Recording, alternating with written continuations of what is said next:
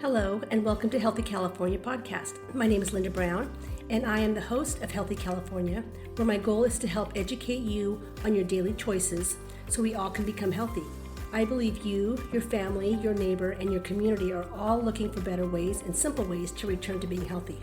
Many of you have health issues or have family that's going through tough times that seemingly have no answers. It's frustrating. There are questions about health, environment, foods, exercise, and lifestyle, and it can be all overwhelming. And who do you believe? And where's the science behind it?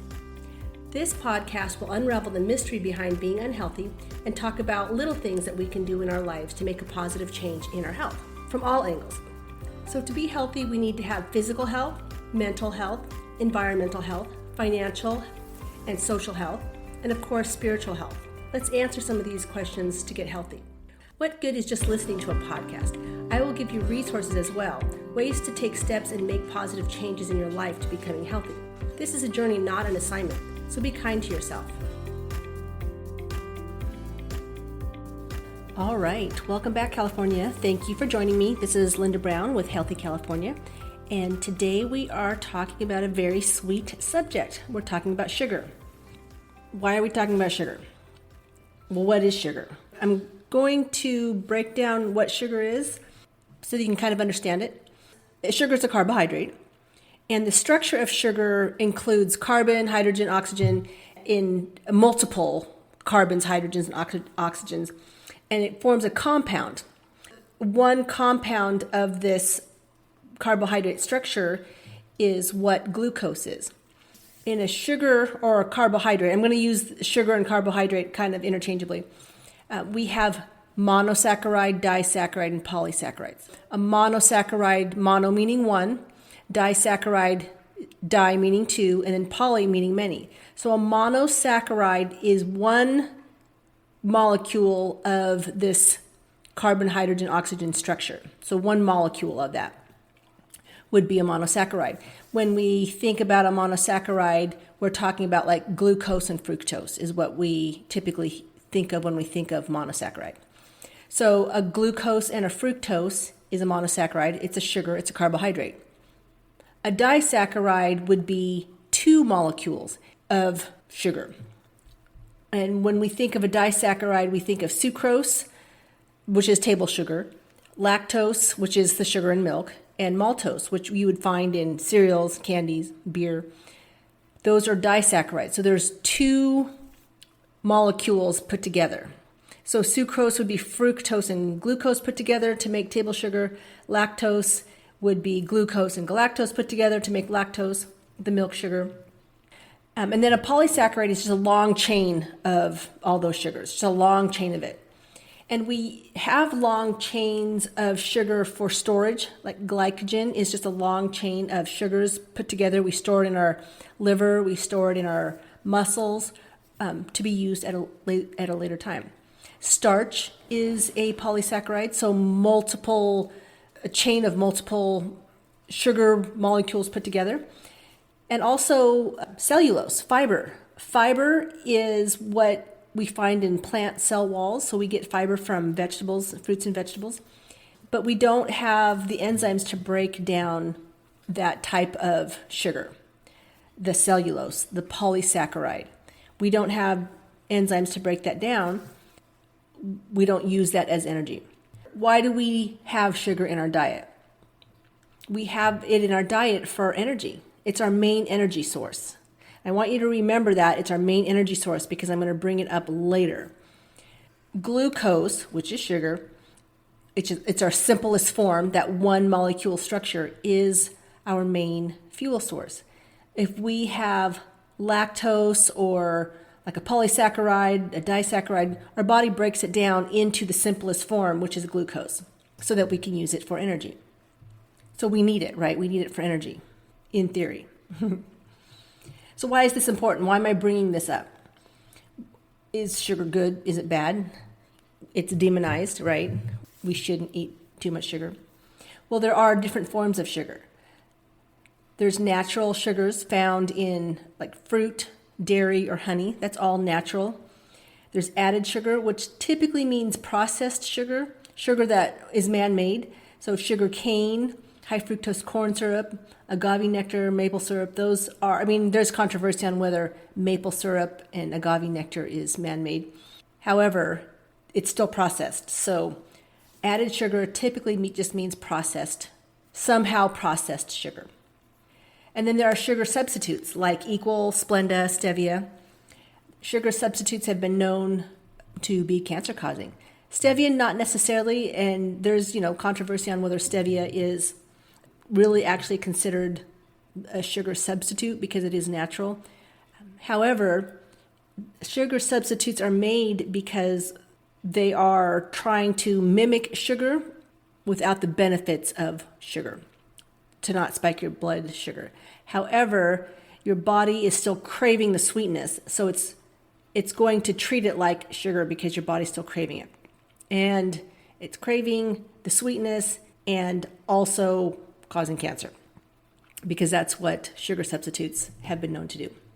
And there are many different names for sugar. There's over 200 names for sugar. And I have a list in my show notes, but some of the things in your ingredient, if you were looking in the back of your ingredient list, some of the ingredients you might see that is still just sugar is like beet sugar, coconut sugar, dark brown sugar, powdered sugar, golden sugar, vanilla sugar, cane sugar or crystals or syrup, date sugar or syrup, grape sugar, raw sugar, turbinado, corn syrup, barley malt sugar, maple syrup, rice syrup. They're all still sugars. Buttered syrup, castor sugar, mannose. So, there's just a lot of different types of sugar. For the most part, if it ends in OSE, it's a sugar, like maltose, fructose, sucrose. If it ends in OSE, it is a sugar. If it's not any of the sugars that I had mentioned earlier, like lactose, maltose, fructose, glucose, those are natural sugars. If it's really any other type of ingredient that ends in OSE, it's probably processed, like dextrose, and it's probably not good. So look for ingredients that end in OSE, and if it doesn't sound familiar, it's probably not. It's probably not good. Anything that says granulated or crystals or syrups, those are all going to be man-made sugars. Even if it sounds healthy, like cane syrup, you're thinking cane sugar, that's healthy, right? It's still a sugar. And it's still going to spike your blood sugar. It's still going to be inflammatory to the body. So look for anything that says granulated or crystals or syrups or concentrates. Those are all pretty much sugar. Stay away from them. Look at your ingredient list in the back of your boxes or packaging or cans. Look for those ingredients and stay away from them. It's anything processed, really. However, I do know that you're not eating out of boxes and cans, so I don't have to worry about you guys, right? And remember that sugar-free doesn't mean sugar-free. When we have a sugar-free drink, it might not be the classic sugar. They might say, well, it's sugar-free, but then it has honey in it. Or it might be sugar-free, but then it actually has cane syrup, which then is like, well, okay, that's not sugar, it's syrup. It's all sugar. When you look at your ingredients, look for anything that ends in OSE, anything that says syrup, granulated, crystals, concentrates. That is all hidden terms for sugar. So how does this affect you? How does sugar affect you? Why does this matter? Sugar is everywhere. Right now, the biggest problem in the U.S. is high fructose corn syrup. And fructose is natural, right? Because it comes from fruit. But it's high fructose corn syrup. And it's man-made. And it's everywhere. So fructose is sweeter than table sugar. It's sweeter than glucose. And that's why they use it in everything. And then they concentrate it. So it's a processed sweetener. It has more fructose than glucose. And fructose is kind of known to not spike your blood sugar. And so people think that it's healthier because it's a fructose. However, fructose is still processed in the liver, and it's one of the main reasons people have non-alcoholic fatty liver disease. It's because of the fructose, the high fructose corn syrup in everything. So it's metabolized by the liver. And it's not necessarily released into the bloodstream, so it's not going to spike your blood glucose, but it's still going to have a lot of damage in your body. It still promotes insulin resistance over time. It elevates your triglycerides. It disrupts your leptin signaling. And leptin is the hormone that signals when we're full. And if we don't have a signaling to tell us that we're full, we're going to keep eating and eating and eating. And we are going to crave that sugar, and we're going to crave that sugar, and we're going to crave that sugar. We're not going to be full, and we're just going to keep eating and eating. And before you know it, high triglycerides, inflammation, non-alcoholic fatty liver disease, diabetes, chronic inflammation leading to a whole host of diseases. You've heard me mention before that most diseases are caused by inflammation, and inflammation starts in the gut, and our gut is filled with sugar. That's the cascade of having sugar. Fructose from whole natural sources like fruit. Fruit contains fiber, it contains antioxidants, it contains vitamins and water, and it slows absorption and helps you feel full. Fructose, or sugar from fruit, is not bad, and people stay away from fruit because of the high sugar content, but then they drink diet sodas. That does not make any sense at all. And doctors will say, if you're diabetic, doctors will say stay away from fruit, but then you're really now malnourishing yourself. You need the vitamins and you need the minerals. I would say stay away from anything processed and go ahead and have that fruit. If you're diabetic, you still have to monitor. You still have to monitor your blood sugar, of course. So sugar affects the gut.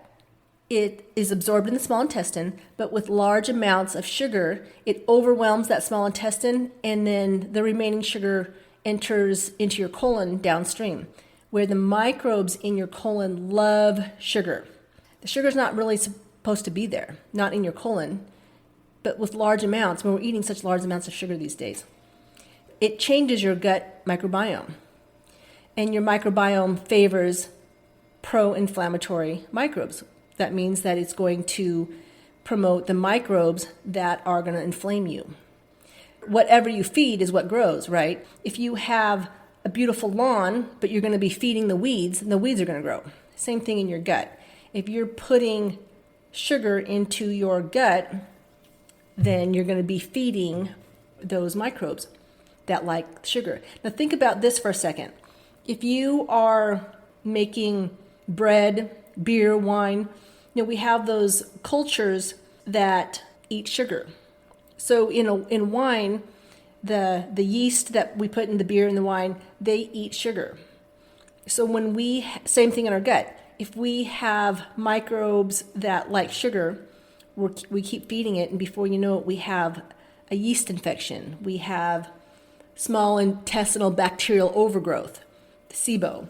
That's all because we keep feeding the microbiota sugar, and it puts us out of balance, and it makes our gut out of balance, the microbes in our gut out of balance, which then leads to leaky gut.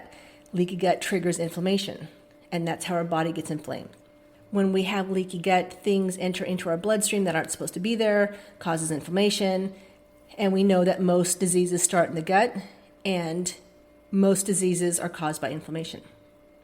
When we have a lot of sugar in our blood, our body doesn't know what to do with it. If we have too much, we get insulin resistance, which means that the blood sugar is not getting into our cells for energy, so then we're going to store it as fat.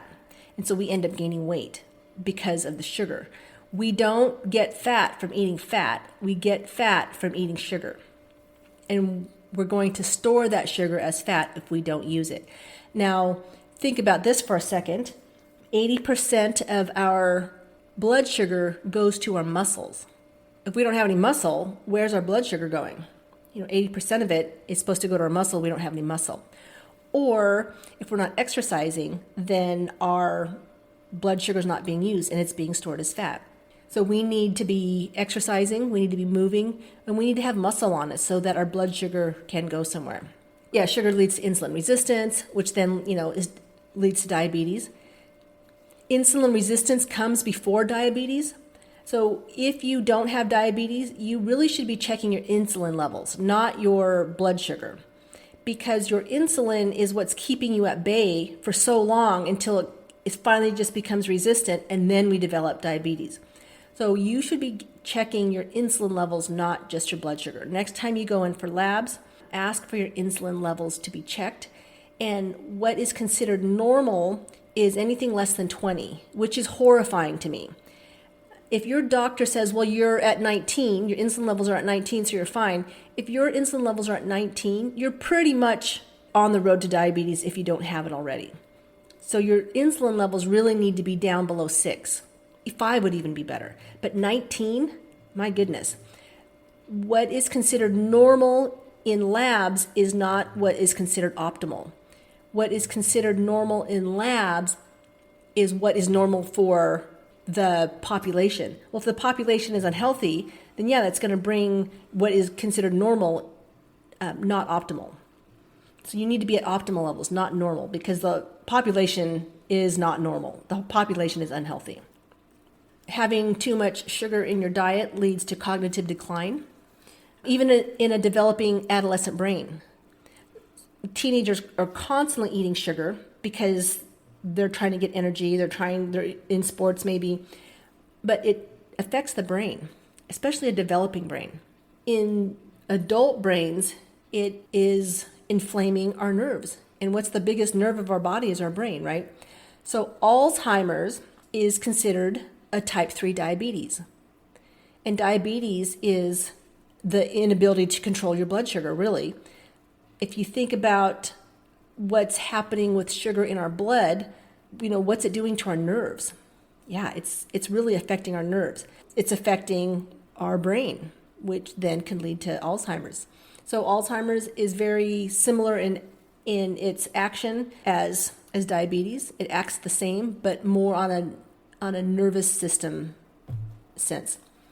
So if you have a family history or predisposition to Alzheimer's, then you might want to greatly consider cutting out sugar out of your diet. I wouldn't even say greatly consider it, just do it. Just do it. Just cut out sugar out of your diet. It's not worth going through the risk of getting Alzheimer's from it. Do what you can to cut sugar out of your diet. It causes cavities.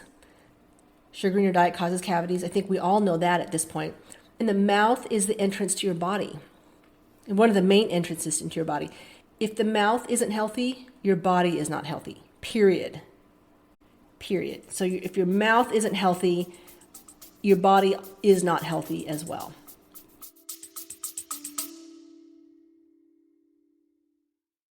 I want to take a second to share a helpful resource with you. I have a free health questionnaire designed to pinpoint the areas in your life that you need to focus on for optimal wellness. If you're interested, simply click the link in the show notes or visit heal-throughfood.com to access it. Now let's dive back into the show. End of story to that one. And it's not just that you have cavities or not. You have a microbiome in your mouth, and if that's not healthy, we already know that tooth decay can lead to heart disease, can lead to disorders of the brain, mental health. It's closely related to the things in your head. It's an infection. If you have an infection in your mouth, it affects the body. That is very highly studied, the fact that an unhealthy mouth can lead to heart disease. So I want you to think about that. An unhealthy mouth equals an unhealthy body. Get sugar out of your diet. So is sugar bad? I keep saying get it out of your diet, but is it bad? No, it's really not bad, but it's also not essential. It's not an essential nutrient. We don't need to add sugar to our diet to survive because our body makes sugar. An essential nutrient means that the body doesn't make it, so we have to consume it to keep our body healthy. But our body does make sugar. It's called gluconeogenesis. We take stored energy, which we call adipose tissue. We take stored energy and we create it into a form of usable energy, which is glucose. So we actually do make it. We don't need to consume sugar to stay healthy. When we say sugar, we typically are meaning added sugar. If you're eating fruits and vegetables, even some carbs like pastas and bread, that's carbs. So we're getting our carbs. We're still getting our carbs. There's no reason to be eating added sugar in your diet. If you have to have something sweet, grab a piece of fruit.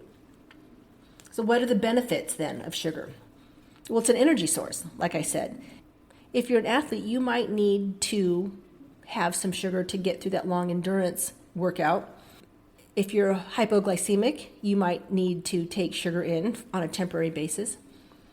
And then natural sugars come with health benefits. Fruit has antioxidants and it has vitamins and fiber. So natural sugars are beneficial.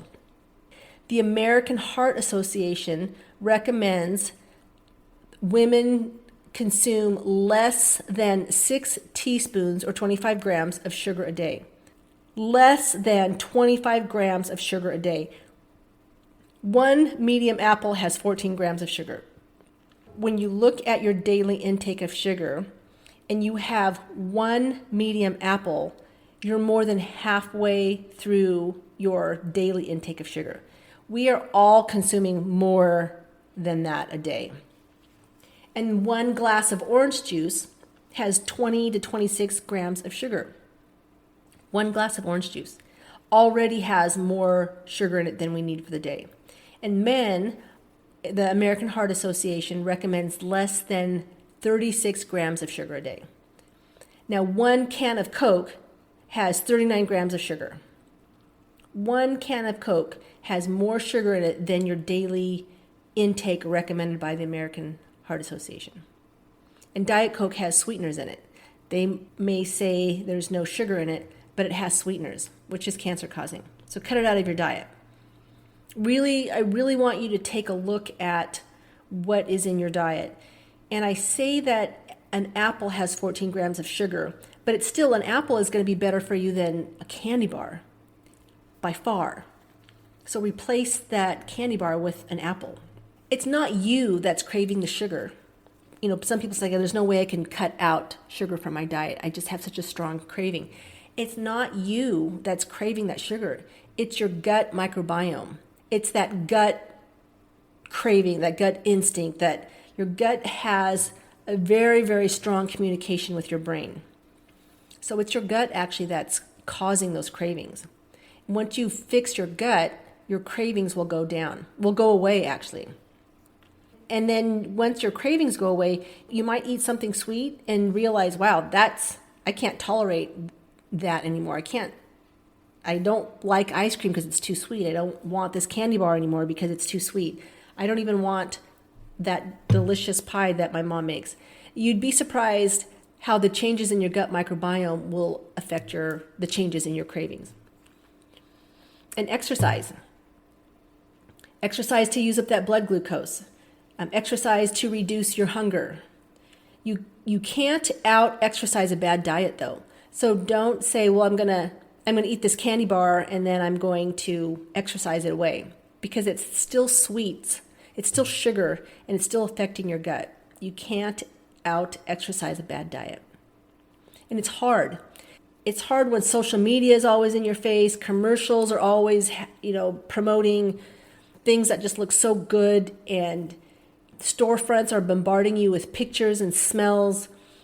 What is it? Cinnabon. Cinnabon was always at the entrance of a store or a mall or an airport, because you walk in and you smell the Cinnabon, and the cravings are kind of out of control. Even if the pictures don't have sugar on them, some pictures can evoke an emotional comfort in you, like a comfort food. Sugar has a lot to do with comfort foods. The pie that your mom made when you were little, or that cup of hot chocolate, all the good memories, right? And our holidays were formed around good memories and social well-being and love. So it's hard. It's part of your family, it's part of your memories. So it's hard to escape that. But it's not impossible. And it's necessary, because what's also hard is disease. Disease is hard. So find alternatives. If you have to have sweets after a meal because that's the way you were raised, then replace your sweets with a piece of fruit. If you have to have something sweet for breakfast because you had pancakes or donuts all your life for breakfast, replace it with a piece of fruit or, cottage cheese and fruit, some protein. If you eat your meal with eating your protein first, it will also decrease the cravings for sugar or for carbs. So drink a lot of water, keep yourself full. Eat a lot of fiber, it helps keep you full. Eat protein before carbs during a meal. Take a 20-minute walk after a meal to prevent blood sugar spikes. Because when your blood sugar spikes, then you also have a drop in that blood sugar, and the first thing you're going to grab is something sweet, something quick, a quick sugar spike to get you back to normal, your blood sugar back to normal, and then you go through those ups and downs and ups and downs. So grabbing protein first will prevent those spikes. Going for a walk after a meal will prevent those spikes. And then I also have a 7-day sugar-free challenge that you can go onto my website, and it's actually not there yet. It will be there in the next couple days. But go onto my website and take a 7-day sugar-free challenge. I would recommend that you do a 1-month sugar-free challenge and then realize that it's really not that hard, and it makes you feel so much better because you're going to have mental clarity, you're going to feel better, your sleep is going to be improved, your daily ups and downs is all going to be improved. If you decide to do a sugar-free challenge, start journaling your changes so that you realize that you're changing, even in 7 days. If you are diabetic or have a family history of diabetes or not sure, take a sugar-free challenge and see how you feel after that. It's really not as scary as it sounds, but it is definitely necessary. And grab an accountability partner and do it together, because it's hard to do it by yourself. You need someone to be with you through this. That's all I have to say about sugar. It's not necessary to have in our diet. It really is not. If you have any questions, feel free to contact me in my show notes, linda@heal-throughfood.com. Get onto my website, heal-throughfood.com, and let me know what you think. Stay healthy, California. Thank you for joining me today. I hope you learned something new. Health care and treatment should focus on being proactive and preventative, emphasizing the importance of addressing the root cause of a disease or illness. While the U.S. has an excellent trauma medicine system, helping patients when problems arise, our goals should be to prevent disease before they happen. That's why this podcast is so important to me. If you're needing further guidance or have questions on a particular matter, you can find my contact information in the show notes, where you can set up a 15-minute consultation. I also recommend you adding a functional nutritionist, a functional medicine practitioner, and a physical therapist to your healthcare team. This podcast reflects my personal opinions based on extensive research and education. It is not intended for medical diagnosis or treatment and should never replace the advice from your doctor or other healthcare professionals. To continue providing this free information, I rely on your support. Follow, subscribe, like, and share this podcast with your family and friends, or on social media. Don't forget to turn on your notifications to stay updated whenever I have a new episode released. Educating you and empowering you to take back your health is my ultimate goal. By gathering knowledge and implementing small but impactful changes, you can reclaim your well-being. This is a journey, not a quick fix, so be kind to yourself, and I'll be there to help. You got this.